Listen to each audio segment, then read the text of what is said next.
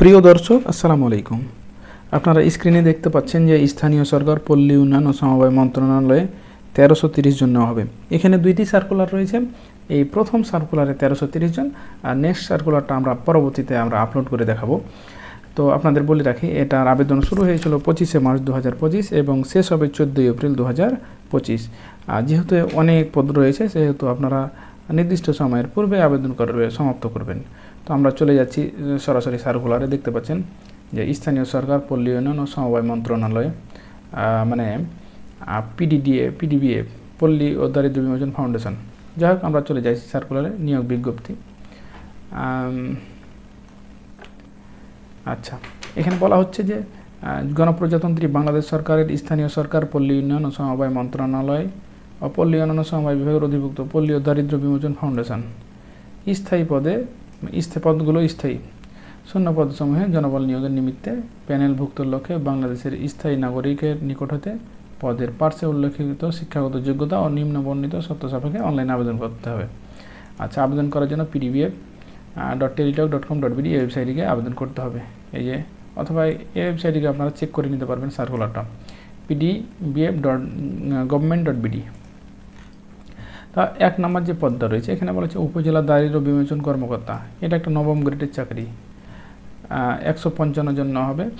এখানে বলা হচ্ছে বাংলাদেশের সকল জেলার স্থায়ী বাসিন্দারা আবেদন করতে পারবে। তবে এখানে কি যোগ্যতা রয়েছে দেখে নিন একটু। সরকার কর্তৃক স্বীকৃত কোনো কলেজ বিশ্ববিদ্যালয় হতে কমপক্ষে 2য় শ্রেণী সমমানের সিজিপিএতে স্নাতকোত্তর বা সমমানের ডিগ্রি। শিক্ষাগত জীবনের কোনো ক্ষেত্রে 3য় বিভাগ বা শ্রেণী বা সিজিপিএ গ্রহণযোগ্য হবে না। গ্রামীণ জনগোষ্ঠীর আর্থসামাজিক উন্নয়নের কাজ করার মানসিকতা সম্পন্ন হতে হবে এবং উপজেলা প্রশাসনের সাথে সমন্বয়, কর্মী ব্যবস্থাপনা, ঋণ সঞ্চয় ব্যবস্থাপনা সংক্রান্ত কাজে আগ্রহ থাকতে হবে। 2 নম্বর পদে রয়েছে মাঠ কর্মকর্তা। এখানে এটা একটা 12তম গ্রেডের চাকরি। এখানে না হবে 1175 জন। এখানে বলা হচ্ছে বাংলাদেশের সকল জেলার স্থায়ী বাসিন্দাগণ এটা আবেদন করতে পারবেন। তো এখানে শিক্ষাগত যোগ্যতা, অভিজ্ঞতা, বয়সীমাটা একটু আমরা দেখে নিই। সরকার কর্তৃক স্বীকৃত কোনো কলেজ বিশ্ববিদ্যালয় হতে কমপক্ষে 2য় শ্রেণী সমমানের সিজিপিএতে স্নাতক বা সমমানের ডিগ্রি। শিক্ষা জীবনের কোনো ক্ষেত্রে 3য় শ্রেণী বা 3য় বিভাগ গ্রহণযোগ্য হবে না। উপজেলা পর্যায়ে পিডিবিএফের সুফলভোগী সদস্য উদ্যোক্তাদের মাঝে ঋণ বিতরণ, ঋণ আদায়, সঞ্চয়, আহরণ ইত্যাদি কাজে আগ্রহী হতে হবে। অনলাইনে কীভাবে আবেদন করবেন সেটা দেখে নিই।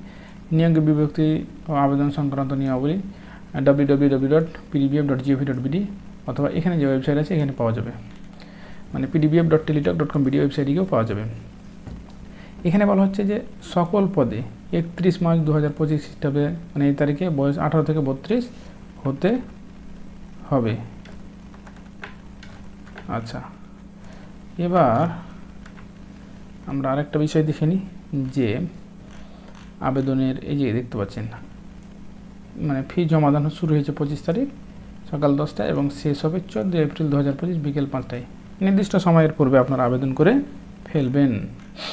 আচ্ছা, এবার অনলাইনে আবেদন করার জন্য নিয়মাবলী আমি একটু বলে দিই যে 1 নম্বর পদের জন্য 223 টাকা এবং 2 নম্বর পদের জন্য 168 টাকা জমা দিতে হবে। SMS প্রদান করতে হবে।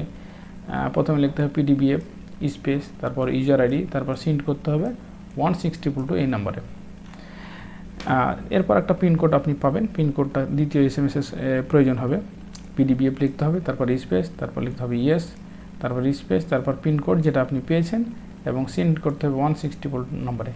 এটা দেওয়ার পরে একটা রিপ্লাই SMS আসবে। SMS-এ বলা থাকবে congratulation, applicant name, payment complete successfully for, মানে আপনার নাম এবং আপনার যে আবেদনটা গৃহীত হয়েছে সেটা এখানে বলা থাকবে।